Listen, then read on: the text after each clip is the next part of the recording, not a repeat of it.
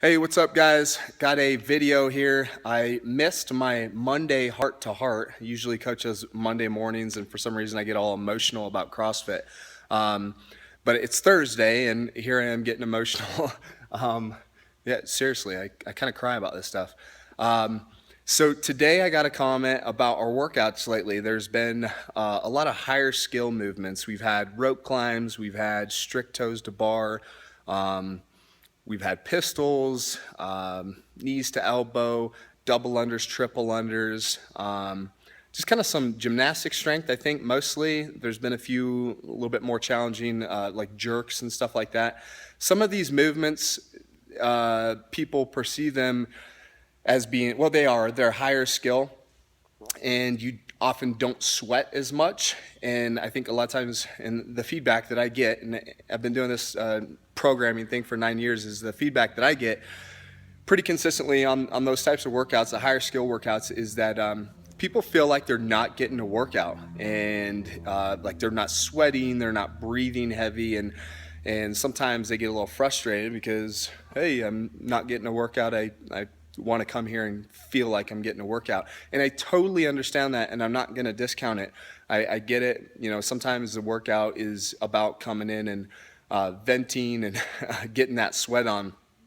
I think, but from my perspective, and I think the coach's perspective, is that we we really do believe in CrossFit, and we really do believe in developing the full athlete, and we do want to see you actually progress. Sometimes what you want isn't necessarily what's best for you.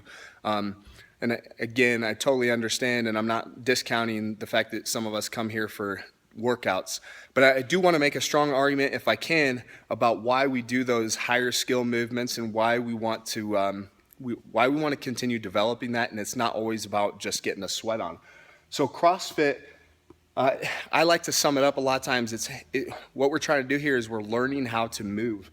We're learning how to use good mechanics, okay? We've over time, some of us more than others, have lost our ability to move properly. We've been sitting in bad positions through school, through work. We have poor posture. We just forgot how to move. We don't squat. Babies, when they come out, when they start walking, they have these awesome squats. They hang from bars. They have this awesome, just these movement patterns that are ingrained in us, and a lot of times we lose that. CrossFit, we're trying to reteach, okay, re-get those, redo the movement patterns. So we're learning how to use good mechanics, and we are developing consistency with those good mechanics. So trying to apply them across different things, and we use a lot of different tools. We use barbells, kettlebells, slam balls, sandbags, logs, whatever we can to try and teach you good mechanics across different tools, and ultimately so that you can use these same good mechanics out in real life. And then finally, you know, it's all about intensity. So where the true benefits are, or where you get the benefits, the adaptation, your body makes adaptation, is through adding intensity, which is either doing the workouts faster, which we a lot of times use for time, or adding weight, okay, or range of motion. Okay, it's that whole power equation, work divided by time. So that, in a nutshell, though, I like to always go back to that. CrossFit, we're learning how to move, and you should really give a lot of a crap about how you move, okay? It should be first how to move, okay? And this is kind of the mantra of CrossFit, is good mechanics, consistent mechanics, and then gradually adding the intensity. And when you can hold on to those good mechanics and hold on to doing it consistently, and then that last piece is you start adding the intensity, that's when it really comes. We don't want to add intensity to bad mechanics. So everybody should really care a lot about how they move. So again, I kind of already said this, it's not about sweating. It shouldn't be. I mean, granted, a good sweat is really good for you, but there's going to be a ceiling on the adaptation, you know, of just coming in sweating. For instance, I get a lot of runners in here, or cyclists, runners and cyclists. Let's just say that cardio machines. They come in here and they have huge gaps in their fitness, their flexibility maybe, or their strength. No coordination. I see this a lot in my intros, is where these people who have awesome engines, they know how to sweat 5 days a week for 90-minute sessions, but they are missing a lot in their fitness, and it's gonna hurt them in the end. So it's not always about sweating. So high skill movements equal high adaptation. So things like double unders, handstand walks, Olympic movements, toes to bar, rope climbs, these are high skill movements. And because they force you to really try and kind of be in an uncomfortable spot, there's a high adaptation. And a good book to read is, just forgot it. Hold on, I'll try and think of it. There's a good book to read on doggone it, can't remember it. Shouldn't even have mentioned it. I'll try to link it with this video after I remember it. But there's a way, like, we learn things through challenge. We need challenge to learn things better. So that's why high skill movements have higher adaptation. And so here I made a little chart, and here's what I just think of in my head. So we have high discomfort on this end, and then high comfort on this end. There's a sweet spot that we want to train. We don't want to train like all the time over here in high comfort, because there won't be as much adaptation. On the flip side, we don't want to train always in high discomfort, because there's just going to be extreme amount of frustration and difficulty, and you won't be able to see where you're going. So we want to play here in this middle ground, just kind of going back and forth, sometimes extending ourselves down into this high discomfort, because we want to check where our wall is at. Like, how far can we go? We need to fail sometimes. It's super important to fail and see what you're capable of. And then sometimes we want to see how far we can go. We want to test that too. So really, there's a sweet spot where like 80% of our workouts are, and then 10% we shoot down here and fail and go, oh my gosh, that sucked, I need to work on that more.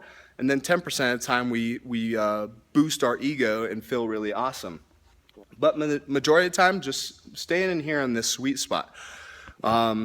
Super generic stuff that I'm talking about here, but another thing here, so just kind of recap, we have our low skill movements, for instance, push-ups, pull-ups, lunges, air squats, rowing, jump rope, burpees, etc., sit-ups, on and on. Okay, there's a lot of movements I would just classify as low skill.